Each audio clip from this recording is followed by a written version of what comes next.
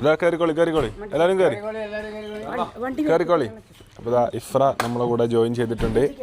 ഇഫ്ര ഇന്നിട്ടിരിക്കുന്ന T shirt ഹിൻലെസിന്റെ ഏറ്റവും പുതിയ T shirt ഡ്രോപ്പിൽ പെട്ട കാണികൾക്ക് അങ്ങനെ കിട്ടാത്തൊരു ടീഷർട്ടാണ് ഇഫ്ര ധരിച്ചത്.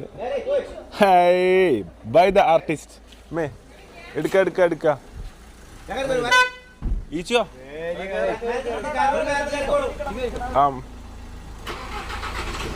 അതിൽ കയറിക്കോളി. കയറിക്കാണി. പോട്ടെ അവിടെ ഒരു പന്തൽ ചില സ്ഥലം ഉണ്ടല്ലോ, കയറിക്കോളി. വേഗം കയറി ബസ്സിൽ കയറി. ഇപ്പം എടുക്കും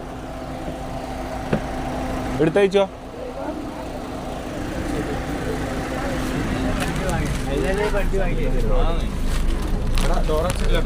ഡോറയെ പിടിച്ചോണ്ട് പണമുള്ള പൂന്നുള്ളി മുടി ചുടി മണിക്കുട്ടി നീ എന്റെ ശ്രുതിനം ചൊല്ലി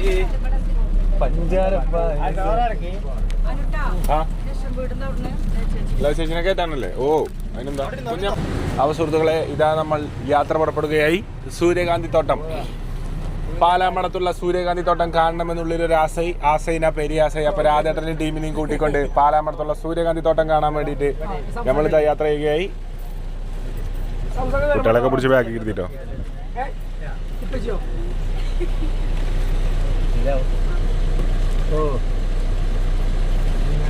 എന്തോ മറന്നോ?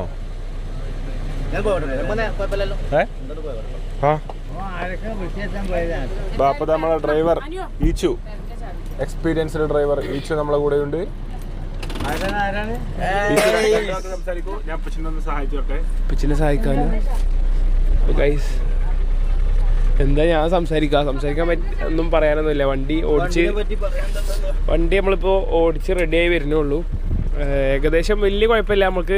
എനിക്കെന്താ വെച്ചാൽ പ്രത്യേകിച്ച് ഈ ഹെവി വണ്ടികളോട് ഭയങ്കര താല്പര്യമാണ്. അപ്പോൾ 21 ഹെവി ലൈസൻസ് എടുക്കാമെന്നാണ് ഇൻഷാല്ലാ ഞാൻ വിചാരിക്കുന്നത്. വെറുതെ എടുത്ത് വെക്കുക, അങ്ങനെ പൂതി വരുമ്പോൾ നമുക്ക് ഓട്ടാലോ. അപ്പോൾ ഇതിന് ഹെവിൻ്റെ ആവശ്യമില്ല. ഇത് ഹെവി ഇല്ലാതെ നമുക്ക് ഓടിക്കാം. സാധാ 4 വീലല്ലേ ഉള്ളൂ. അപ്പോൾ സാധാ ലൈസൻസ് വെച്ചിട്ട് നമുക്ക് ഓടിക്കാൻ പറ്റും. അപ്പോൾ എന്താ വെച്ചാൽ പാലാപടം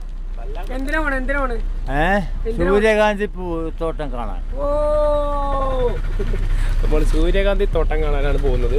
വണ്ടി കുറച്ചൊരു ബാക്കൊക്കെ ഒരു നീളം കൂടുതലുണ്ടെന്നുള്ളൂ. കാരണം ഇത് 17 സീറ്റിന്റെ ആയതുകൊണ്ട് 4 വീലാണ്, അതുകൊണ്ട് പ്രശ്നമില്ല. വഴിപാടൊന്നും പേടില്ല. എന്തിനാ വെടി വഴിപാട് നടത്തണേ? പല ആവശ്യങ്ങളുണ്ട്. അതുപോലെ നമ്മളെ കട്ടകാലങ്ങളൊക്കെ തീരാൻ വേണ്ടിട്ടാണ്. ഇപ്പൊ അടുത്ത് ക്രിസ്ത്യാനോന്റെ പേരിൽ നടത്തിയാണ് നമ്മളെ പേരിൽ ആരോ എന്തോ ചെയ്തിനല്ലോ.